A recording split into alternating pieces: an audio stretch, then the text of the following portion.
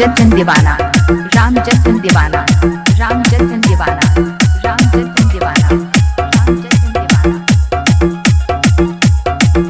Paharpur Bajrang Bali Chowk, Paharpur Bajrang Bali Chowk, Paharpur Bajrang Bali Chowk, Paharpur Bajrang Bali Chowk.